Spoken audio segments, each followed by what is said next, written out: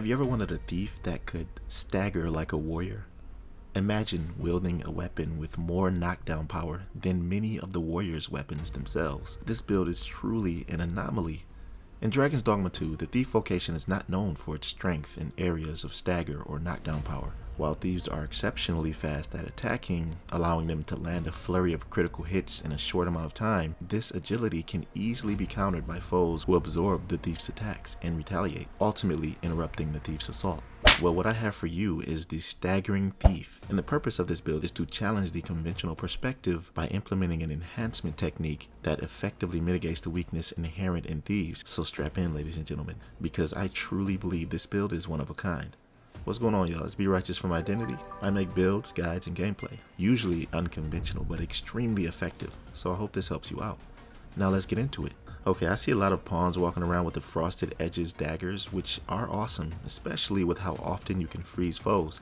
I actually was going to make this build with those daggers, but that isn't my intention. Remember, this is the Staggering Thief, and the only daggers that I've seen so far that have the most knockdown power are the Dowsing spikes.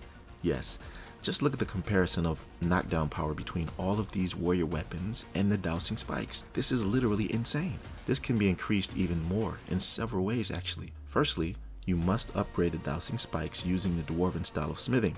I break down exactly how you can unlock this vendor in this video right here. And once you fully upgrade these using dwarven, then you can head over to this Worm's Life crystal vendor located here to upgrade it even past level 3, increasing its damage more and cutting its weight in half. But dwarven smithing will directly increase the knockdown power of the Dowsing spikes or any other weapon you decide to enhance using this method. And you can definitely tell the difference in effectiveness when fighting foes. It's very obvious, shockingly so actually. And it doesn't matter who they are, giants, hobgoblins, they will go down.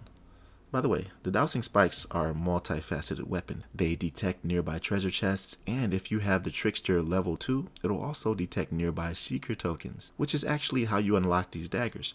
Finding 25 secret tokens, and after turning them into the Vocation Guild, they'll be yours. Oh, one thing I almost forgot to mention. If you noticed, I enhanced the Dowsing spikes with Vermundian smithing for the first upgrade, which doesn't make it as effective in knockdown power. It would have been way more devastating if I had all dwarven enhancements. But it is what it is. I'll just redo it after NG Plus and get it exactly how I want it at that time. But in general, the Dowsing spikes are a complete game changer, even without the equipment. But this is what I have equipped. The Immaculate Blaze body armor that I got from this cave right here, just outside the city of Batal. And this body armor has the most burn resistance I've seen so far with a whopping 30%. On top of that, this headgear called the Mask of Concealment offers another 10 to 15% resistance to fire. I'm currently on a hunt for some legs that give me even more resistance, but for now I'm just using these Thief Gaiters. And when you upgrade armor with a dwarven style, it increases your resistances to knockdown power.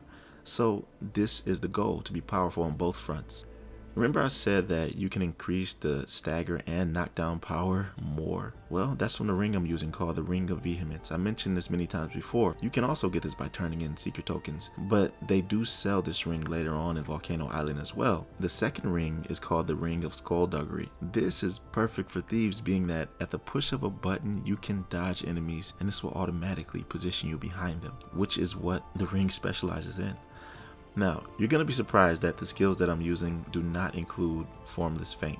To be honest, I don't really like that skill simply because it's already easy to evade with the thief, and Formless Feint ultimately just uses up all your stamina, which can get very annoying. So I'd rather use, in place of that, Ignited Blades, an advanced form of Enkindled Blades that has a longer lasting effect. It can also be employed while clinging to or pinning down a foe. This is great because the Dowsing spikes do not have a status effect natively baked into them. So it not only allows for you to consistently set them ablaze, but your mage gives you affinities as well, like ice, lightning, etc. Next, I'm using Ensnare. Cast out a cord to ensnare targets and tug on them. Pulls smaller targets closer and topples larger targets that have been knocked off balance. Now you know this is great for harpies especially, and just to get goblins and bandits off balance. But someone please answer this for me down below in the comment section. I know that you can possibly pull down giants, as they said, who are off balance, but does this take into account your knockdown power? If so, that would be insane. Anyways, let me tell you what else I'm using. Pilfer. It allows the user to rob targets that have been knocked off balance and targets not in battle stance of a curative or other items. You can only rob larger targets while they're downed.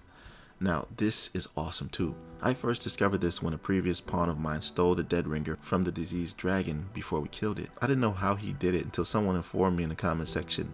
So now I use it, but it's not only good in combat.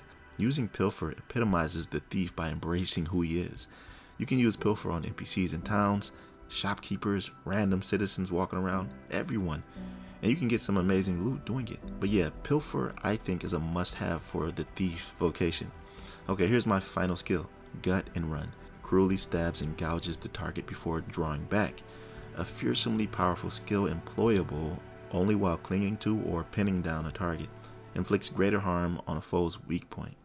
I love using this as like a finishing move against all targets I pin down, and especially giants. I love poking those cyclopses in the eye. It actually knocks them down most of the time due to the knockdown power my weapon has. So I think this skill setup I have is a great balance for the thief. Here are my augments. Subtlety, gratification, which is really good because when I'm running around killing enemies, it's just great to get some health back autonomously. Poise, which you don't really need much because the thief, as he grips on, you barely see the stamina go down. But it's good when you're at maybe like 30% and you need a little extra oomph. Vigor, it's always great to have more stamina, which basically adds on to poise.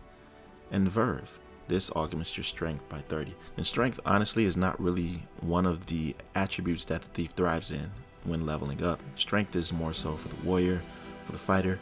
So I think these augments are really good for the thief. Overall, this thief build is in the upper echelon of builds in this category. The fact that all bases are covered and makes it possible that the thief now almost has 0 weaknesses. Let me know what you think of this build down below. I love some feedback. And finally, if you're interested in builds from the fighter all the way to the warfarer, then don't hesitate to like the video and subscribe to my channel. I'll see you in the next one. Be right out.